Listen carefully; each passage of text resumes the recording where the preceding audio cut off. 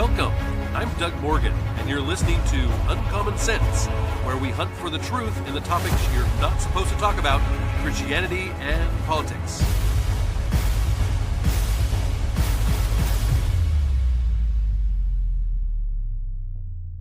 And welcome back to the podcast. Yes, we love FOMO Fridays, and that's what today is. And we love bringing you the stories of the week because we don't want you to experience that fear of missing out because you're not listening to propaganda media anymore. And so we bring you these stories because you should probably know what's going on around you, both here in the U.S. and around the world. And from a series of articles from the Daily Wire comes this very first one. It's not from the U.S., it's from Scotland. And it says that this week, Scotland dropped a criminal lawsuit against a pro-life grandmother seeking peaceful conversation outside of a hospital. Many people ask me, why do you harp on all of these different things that go on around us, particularly politically and things? Things can't get really that bad, can they? Well, ask Glasgow native Rose Doherty. She's 75, and she was arrested and issued a warning in February of this year for standing within 200 meters of the city's Queen Elizabeth II Hospital with a sign that read, get this, okay, coercion is a crime, here to talk, only if you want. That's what her sign said, okay? Coercion is a crime, here to talk, only if you want. Now, Doherty was arrested under Scotland's new buffer zone law, which came into effect last September, by the way. The abortion services bill makes it illegal to stand within 200 meters or 656 feet of a hospital for the purpose of influencing, as they put it, preventing access or causing harassment to women seeking abortions. Offenders can receive fines up to £10,000, or that's about $13,500 in US dollars. Now, a State Department spokesman told The Telegraph that it applauds Scotland's decision to drop the case. Quote, the United States stands with all of those fighting for free speech and religious liberty. Doherty says she wasn't violating the buffer zone. And, she's probably right. She said, everyone has the right to consensual conversation. I simply made myself available for a chat. Should anybody like to approach me and speak about any matter on their mind? I don't breach the buffer zone. I didn't harass, intimidate, or even seek to influence anyone. I simply stood there, available to speak with love and compassion. So it looks like they didn't have much of a case anyway. After her arrest, Doherty was issued a formal warning that required her to admit wrongdoing and refrain from similar actions in the future. She, of course, refused to sign it, and I would concur. I wouldn't be signing it either. Well, this week, a prosecutor for Glasgow notified Miss Doherty that by letter that on the basis of the current information available to me, it says, I have decided to take no further action at this time. Now, the warning was withdrawn, and authorities agreed to return Doherty's sign. The letter noted there was an obligation on the prosecutor to keep cases under review, meaning that the charges could actually technically be reintroduced at a later date. Doherty and her legal counsel, ADF International, are celebrating the development as a win for free speech. Quote, this is a victory, not just for me, but for everyone in Scotland who believes we should be free to hold a peaceful conversation. This is what Doherty said. Quote, I stood with love and compassion, ready to listen to anyone who wanted to talk. Criminalizing kindness has no place in a free society. I like that. Criminalizing kindness has no place in a free society, she said. Well, ADF International Legal Counsel Lorson Price said that Rose's case is a stark example of how buffer zone laws can be weaponized to silence peaceful expression. And yeah, I mean, that's all she was doing. She was saying, hey, I'm here to talk if you want. And she got arrested for that. Well, moving on to this country, this is really another type of injustice that I think is just one of those things where you just want to take the palm of your hand and hit your forehead, right? Two teenagers from Stonebridge High School in Loudoun County, Virginia, okay, right, have been punished after the district's Title IX office determined that they had discriminated against a transgender identifying female by expressing discomfort at her presence in the boys' locker room. So she's a female. She's saying that she identifies as a male, and she went into the boys' locker room. Now, there's more to this. The Loudoun County Public Schools suspended the boys, who are both rising juniors, for 10 days. They suspended them for 10 days based on their statements in a video recorded earlier this year. This according to ABC's 7 News and what they reported. Now, get this. In the video, which was shot by the trans-identifying female in the boys' locker room, the two boys can be reportedly being heard saying this. Okay, so this is why they got suspended right here. They didn't take the video. The girl took the video, okay? But they were caught on video saying, there's a girl in here. Why is there a girl? I'm so uncomfortable around a girl. Female, bruh, get out of here. That's all they said. That is what they got caught on video saying. They didn't make the video. They didn't make fun of a transgender student. Nothing. They just said, why is a girl in our locker room? Let's get out of here. And they got suspended for 10 days. Now, following a complaint from the transgender identifying student, the LCPS's Title IX office concluded that the two boys committed sexual harassment and sex-based discrimination, according to their attorney, Josh Hetzler. Now, Hetzler said that the school district notified the boys and their families on last Friday, and on top of the 10-day suspensions, get this, that's not all their punishment. The teens are being punished with a no contact order prohibiting them from communicating with or approaching the transgender identifying girl. Now, the boys are also required to meet with the school administrators to determine a corrective action plan. So they have to go through this corrective action plan. They have a no contact order with this girl who basically took them to court here, school court, I guess. But here's probably the biggest thing that makes you want to slap your forehead. Although the boys, one of whom has since changed schools, I wouldn't even be in public school, but anyway, they're facing this punishment, okay? The girl who violated school policy by filming in the locker room has not faced any repercussions. So the girl who took video in a locker room has not faced any repercussions. Now, a parent of one of the suspended boys told 7 News, quote, "We're absolutely floored that they came back and branded my son responsible for sexual harassment and sex-based discrimination with no solid evidence whatsoever, going on to express concern about how these accusations would impact their son's future," saying, we're talking about scarring him for life by a biased process that's supposed to protect fairness, but it's shocking, it's wrong, and it should terrify every single parent. Now, Secretary of Education Linda McMahon discussed the situation on Fox News, the Faulkner Focus, saying this is kind of the opposite of what we've been hearing the most about, which is mainly boys and girls locker rooms. And that just shows that kids are uncomfortable. This is just common sense.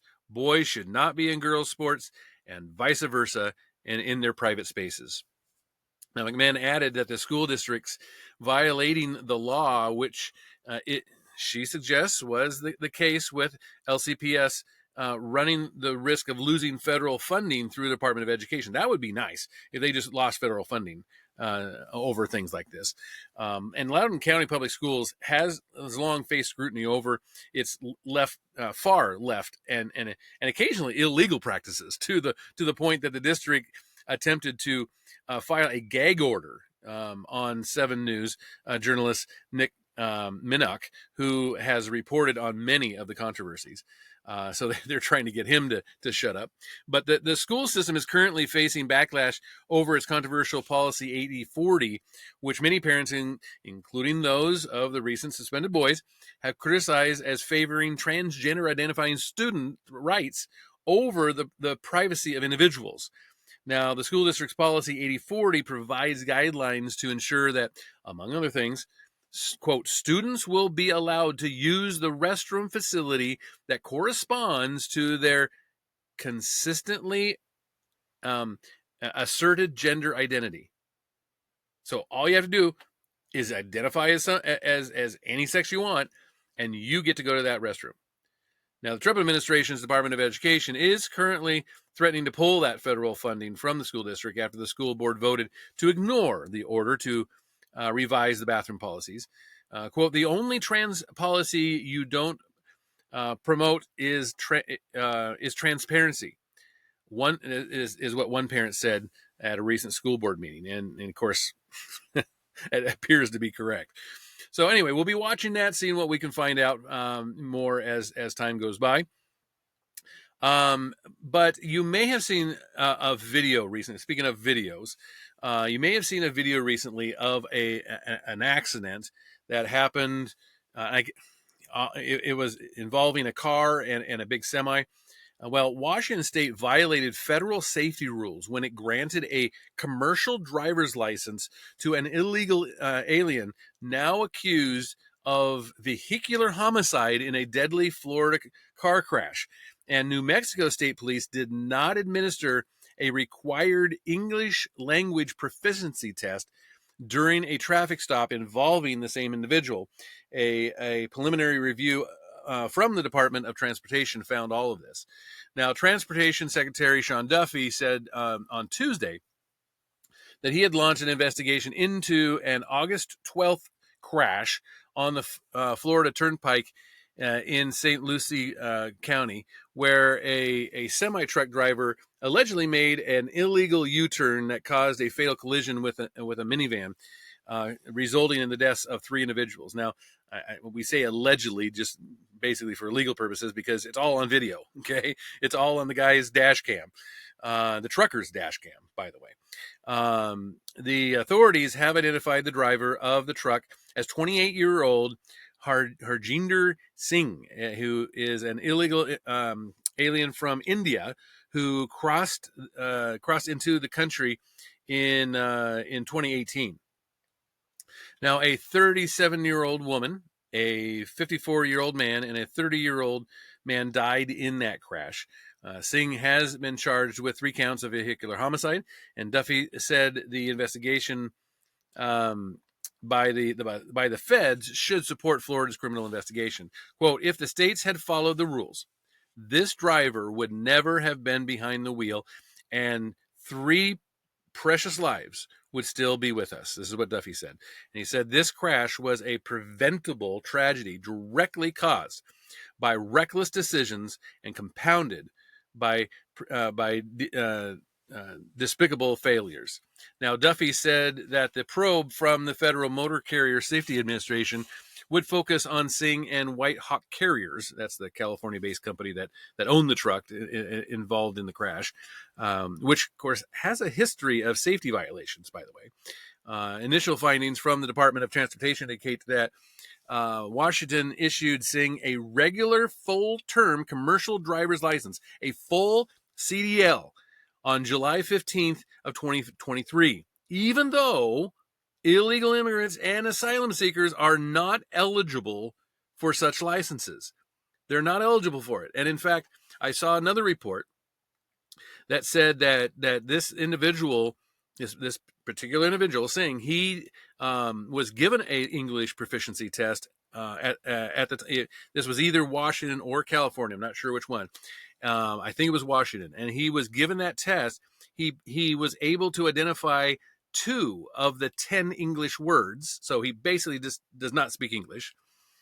And he was part of that test is also road signs, and he was able to identify 1 of the 4 road signs.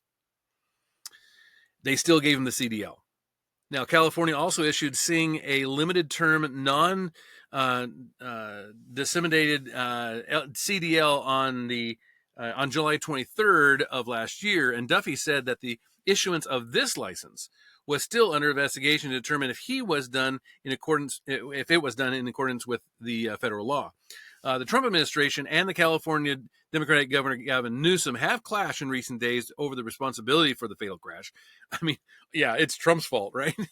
The investigation also found that Singh was pulled over by New Mexico State Police on July 3rd and given a roadside inspection and speeding ticket. Investigators found that law enforcement did not administer an English language proficiency test, despite being required to under the Trump administration guidelines implemented on June 25th. Now, when the Federal Motor Carrier Safety Administration interviewed Singh, officials found that he was not proficient in English and did not understand basic road signs. Which they should have already known, right? He could only provide correct responses on 2 out of 12 verbal questions at that time, and only identified 1 out of 4 highway signs, is what the investigators found. Now, quote, non-enforcement and radical immigration policies have turned the trucking industry into a lawless frontier, resulting in unqualified foreign drivers improperly acquiring licenses to operate 40-ton vehicles. And this is what Duffy said. He also added that we will use every tool at our disposal to hold these states and bad actors accountable. President Trump and I will restore safety on our roads. The families of the deceased deserve justice. So, yeah, I mean, it's been kind of a viral video going around. Not a good situation. Totally preventable. I mean, why do we even have a test for people to get CDL licenses if this is what they're just handing them out like cotton candy? Anyway, let's move on. We actually have some good news coming out of our medical fields. A new experimental vaccine has been developed that appears to be successful in preventing reoccurrences of the deadly cancers of the pancreatic cancer and colorectal cancers. A study led by the Johnson Comprehensive Cancer Center at the University of California in Los Angeles tested the ELI 002 2P vaccine. So obviously it doesn't have a catchy name yet. They tested this on 25 patients previously treated for pancreatic and colorectal cancers.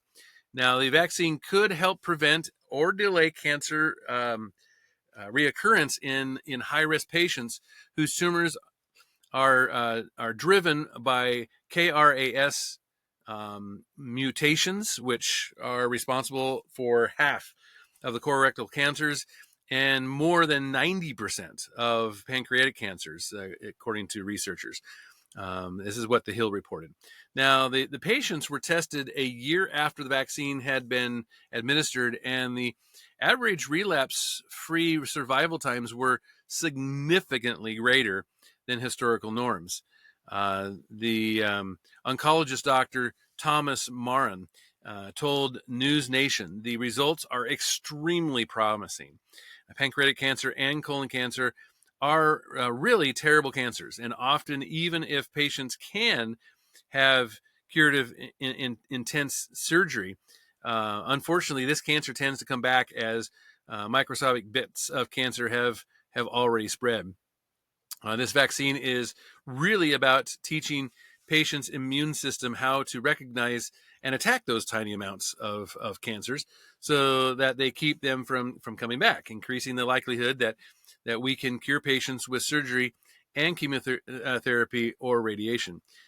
Quote, vaccines are all about teaching your immune system to recognize and attacking something foreign, he says. Oftentimes, we catch colon cancer early because of the colonoscopies, and sometimes we'll catch pancreatic cancer early enough so that we can do surgery and cut it out, but small amounts remain. So the vaccine is really about treating your immune system, he says. What in the cancer is foreign, because cancer is foreign to our body, and teaching your immune system how to hunt down and eliminate those tiny bits that remain. And that really increases the likelihood of patients going into remission, staying in remission. Now, the vaccine induced persistent T cell responses targeting oncogenic drivers, KRAS mutations, alongside personalized tumor antigen specific T cells. This is what the study found, and so yeah, I mean, this is really good news. They seem to be coming up with more and more along these lines, and it's really a neat deal. So we will keep our eye on that and seeing how it goes. Well, I have often said that go woke, go broke. And here is another example of that seeming to be happening. Target CEO Brian Cornell is stepping down next year after serving in the role for 10 years. The move comes as Target faces declining sales and a controversial public image, with boycotts coming from both sides of the political aisle. So they have boycotts coming from every which way. The Minneapolis-based company is passing the baton to Chief Operating Officer Michael Fidke, who was selected in a unanimous board of directors vote per an announcement made on Wednesday. Now, he's a 20-year-old veteran of the company and will take over beginning on February 1st of next year. Quote, it is clear that Michael is the right leader to return Target to growth, refocus and accelerate the company's strategy, and reestablish Target's position as a leader in the highly dynamic and fast-moving retail environment. This is what Christine Leahy, the lead independent director of Target's board of directors, said. Now, Cornell had previously committed in 2022 to serve for 3 more years as CEO, and he will now be the executive chair of the company's board of directors. So he's not really going anywhere. He's still going to be with the company, but sales were down 1% in the latest quarter compared to 1 year ago, according to the New York Post, with a reported $25.2 billion total. Now, this trend was blamed on a reduction in total merchandise offered.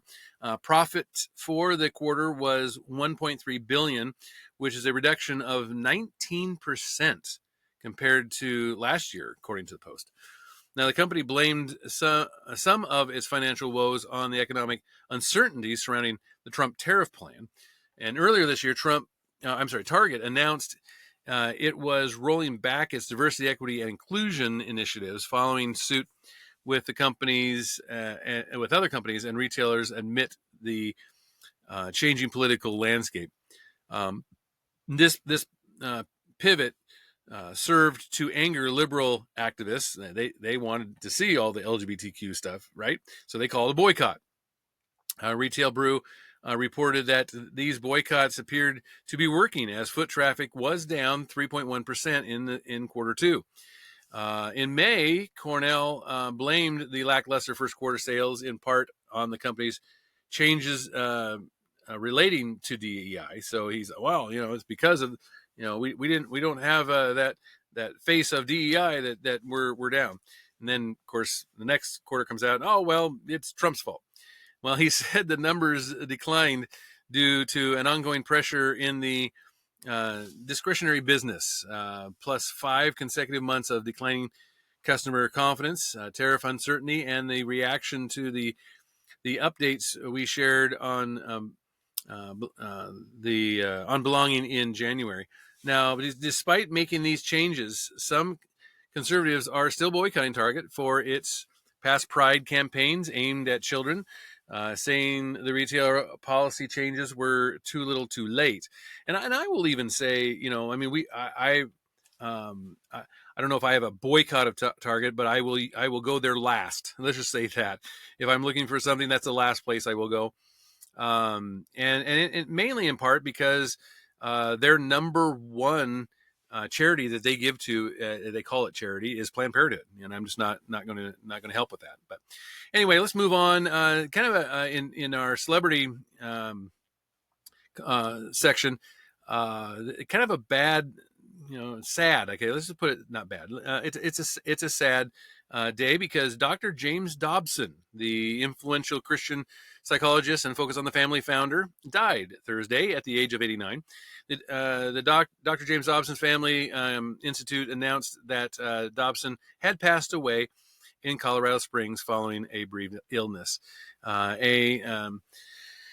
Seminal proponent of family values in the 1980s and the 90s, who served as an advisor to 5 presidents. Dobson helped mobilize a conservative movement on issues like abortion, pornography, and gay marriage.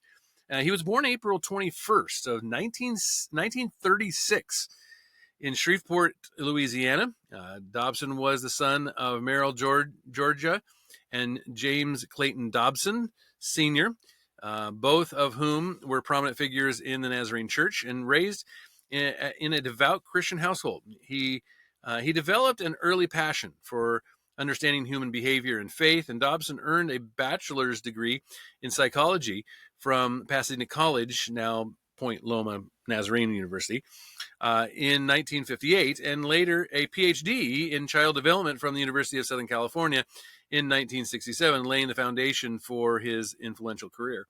Now, Dobson's national breakthrough came in 1970 with his best-selling book, Dare to Discipline, which offered biblical parenting advice in an era when many secular psychologists were championing a more permissive approach, let's say.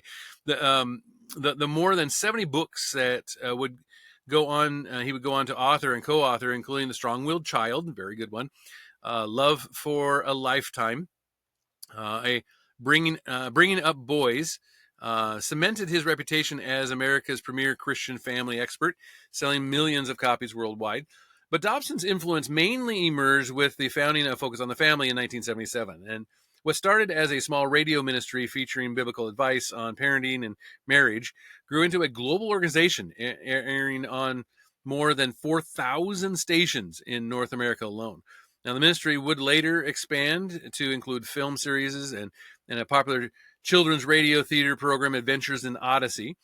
In the 1980s, Dobson's advocacy for traditional family values also led him to become a leader in the conservative movement alongside Jerry Falwell of the Moral Majority and Pat Robertson of the Christian Coalition. In 1981, he founded the Family Research Council to promote public policies aligned with Christian morality, and his firm's stance on issues like parental discipline and opposition to abortion and same-sex marriage sparked debates.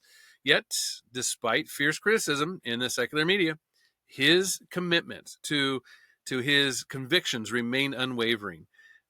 He would eventually go on to serve on President Donald Trump's advisory board for evangelical affairs, and tributes have just been pouring in for Dobson on the announcement of his death, with Samaritan's Purse President Franklin Graham calling him a staunch defender of the family who stood for morality and biblical values as much as any person in our country's history.